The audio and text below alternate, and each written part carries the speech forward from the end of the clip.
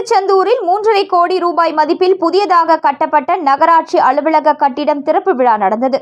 தூத்துக்குடி மாவட்டம் திருச்செந்தூரில் நகராட்சி அலுவலக கட்டிடம் அரசு மருத்துவமனை அருகே செயல்பட்டு வந்தது.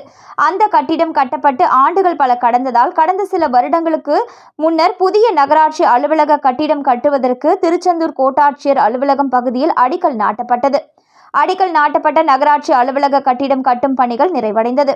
இந்த நிலையில் 3.5 கோடி ரூபாய் மதிப்பீட்டில் புதியதாக கட்டப்பட்ட நகராட்சி அலுவலக கட்டிடம் திறப்பு விழா இன்று நடைபெற்றது.